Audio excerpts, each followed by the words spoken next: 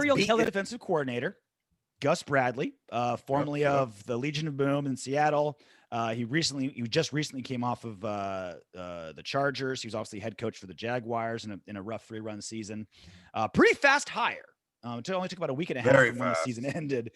And they picked up Gus Bradley. Obviously, him and John Gruden know each other from the Buccaneers in the early 2000s.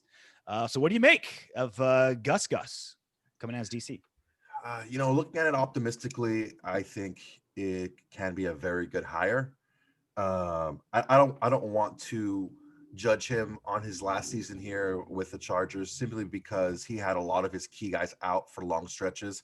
Even when they came back, they weren't the same. Bosa wasn't the same. Ingram wasn't the same. Didn't have Derwin James. So I'm not going to judge him off of that. He was the OG defensive coordinator for the first 4 years of the Legion of Boom. That was a completely turned around defense from not a very good defense to, the Legion of Boom, right? A ball hawking defense. It just smells like, for how fast it was, it smells like another good old boy Gruden hire. Now, on the positive side, he is, unlike Gunther, he is someone who has head coaching experience, right? And who has had success at multiple teams, being a defensive coordinator. So he is more equipped to have carte blanche on the defense, but I'm not super thrilled about the fact that Gruden's just bringing a guy in to just say, take care of this, and I'll just take care of the offense. I still would, he's better equipped than Gunther to do it, but I'm still not thrilled about it. Well, where was he on your list of prospective defensive coordinators? Third. Okay, that's not bad, right? I knew Raheem Morris wasn't going to get it. I think Raheem Morris is going to get a head coaching job, and he deserves it. Probably. I really like Joe Barry. Because he is a kind of an unsung part of the defensive coaching staff with the number 1 ranked defense in the Rams, and they don't look like they're going to slow down anytime soon. But he doesn't fit that mold, that Gruden mold. He doesn't have the experience. He wasn't a defensive coordinator before. He doesn't quite have that tape to look at. Okay, I trust this guy to just take the reins and run with it. I don't have to worry about him. He is going to have to be a guy, even if he's better than everyone else by head and shoulders. He is going to be a guy that Gruden's going to have to look after a little bit more because he doesn't have that history. And Gruden likes that out of his players, out of his coaches, out of his water boys, everybody. So that was my pick because that was my ask and that was my wish.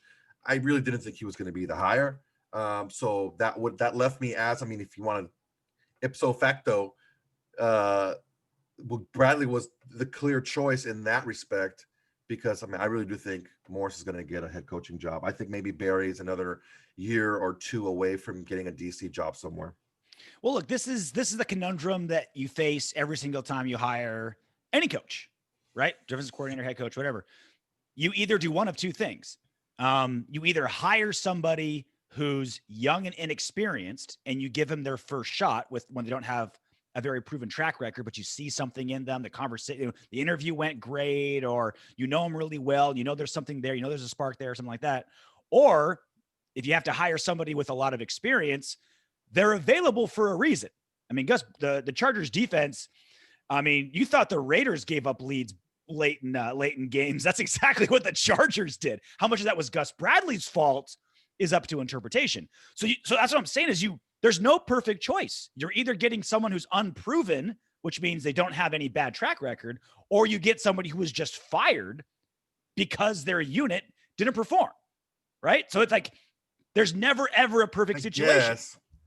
Well, in that respect, too, you have to look at what the offense, because the games that the Chargers lost late, they just stopped scoring. Yeah. They got so conservative offensively. So it wasn't like the defense got worse. The defense was playing the same. It just the offense stopped scoring on most of those, especially the one of the Broncos. God damn, that was the bad one. Let the Broncos come back on you. Jesus. That's embarrassing. No, man. Yeah, that was really bad. But I don't see that as a Gus Bradley issue because his defense, again, with his top 3 guys, arguably his top 3 players out for extended stretches of time, one out the entire year. When they came back, they weren't 100%. And you can tell they weren't 100% when they came back. So it's like I'm not gonna shit on him for that. But I mean, I don't put those late losses on Bradley. The defense was doing what they were doing the whole game. The offense just stopped scoring. So it comes down to what are the expectations for Gus Bradley and the defense in this next season, the 2021 season? Because I was having this conversation with a buddy of mine here in Las Vegas, and we were watching it was like week 3 or 4. It was a Thursday night game when it was the Bengals versus Browns. It was like this crazy offensive game. Like, everyone was scoring. It was wild, awesome game, right? And my buddy Ryan, he's saying, "Yeah, I believe in Joe Burrow. Like, he's the man. I think he's gonna turn this franchise around. He's gonna be awesome." And I said, "I think Joe Burrow is awesome too." But you just gave him the highest possible expectation you can. Like, there's different types. There's different types of good quarterbacks. There's, winning percentage quarterbacks, record-breaking quarterbacks, Pro Bowl quarterbacks, Super Bowl quarterbacks. The biggest quarterback, the best quarterback out of all of them is the franchise-altering quarterback. To take a franchise that has, a decade or so or years of just terrible play, not winning, no playoffs, losing record, bad ownership, bad GM, bad coaches, and turn that around. Aaron Rodgers isn't a franchise-altering quarterback. He took a good franchise and won a Super Bowl and played great.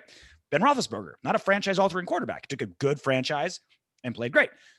To say Joe Burrow is a franchise-altering quarterback is early to say, man. It's very early to say, and it's the highest thing you can give. So I told you that story, so I can tell you this story. The Raiders have had a top 10 defense twice in the last 30 years. That's not a John Gruden problem. That's not a Paul Guenther problem. That's not a Carl Nassib problem. That's not a Jonathan Abram problem. That is a franchise ownership organization. Yeah, that's a Davis problem right there. That is a Davis problem. Al or Mark, right? Both. And so when you ask, what's the expectations of Gus Bradley?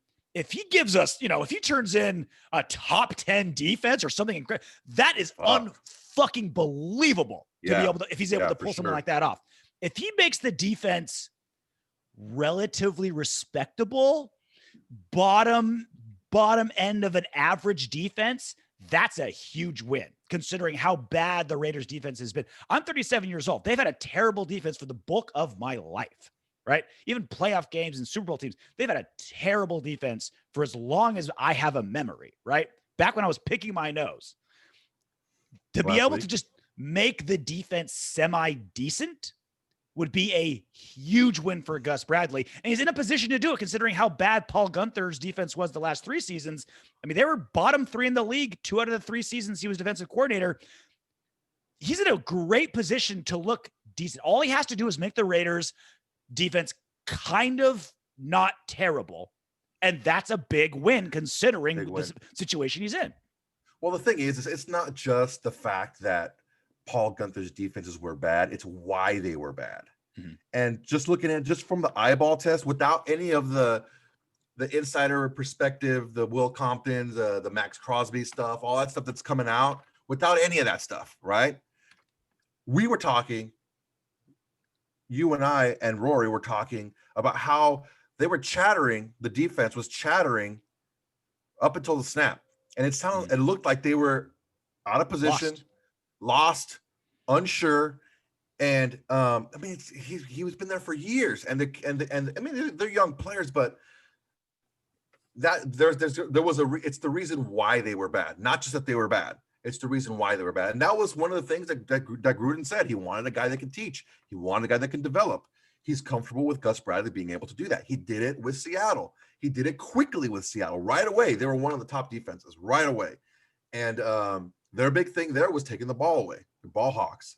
And I cautiously optimistic.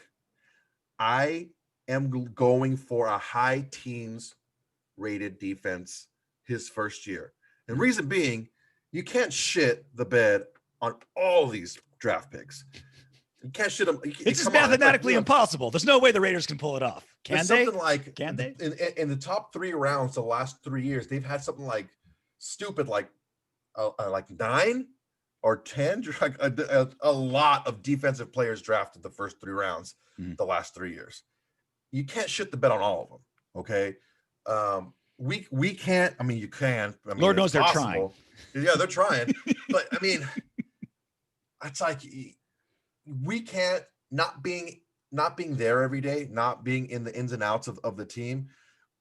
We can't appreciate how much of a factor Gunther was with the underperforming defense. All we can do is the eyeball test, and even we were able to pick it out. Us 3 idiots were able to pick out, dude, these fucking defenses know what the fuck they're doing. Yeah. And I mean, again, he's gonna be that guy that just, you know what, you take care of the defense, I'll take care of the offense. Gruden's gonna tell him that. And I mean, he's equipped to do it. We'll see. Well, and again, and I've been saying this on this show for as long as the show's been around. We better hope that Paul Gunther was the problem, because the defense, as terrible as it is, it's chock full of first rounders and expensive free agents, right? They're not going to move on from Damon Arnett if we suck next season. They're not going to move on from Jonathan Abram if we suck next season. They're not going to move on from Clay Farrell if we suck next season. They're not going to eat the dead money of Corey Littleton and Nick Witkowski and, you know, all these other guys. Like, they're just not going to do it. It doesn't make business sense. So they have to hope that Paul Gunther was the problem. Gus Bradley doesn't even have to be the solution. He just has to not make it worse. Just keep it simple, because the players on this defense, like, you know, we'll get some new interior defensive linemen. Hopefully we'll get a veteran free safety, which we desperately need. Like, we'll definitely add, you know what I mean? Mm-hmm. We'll add, whether through the draft and free agency. Justin Simmons, please. Justin Simmons. But we're not going to just wipe the slate clean. Franchises just don't do that with what they've committed to this defense.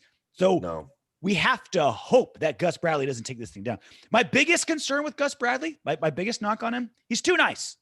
I don't like it. I don't like a defensive coach to be too nice. I want him to spit when he talks. I want him to yell at people. I want linebackers to figure that, like, your defensive coordinator is going to legitimately punch you in the face if you miss a tackle. Yeah, every time he talks, he's smiling. Like, every interview he's given, he laughs during the answer.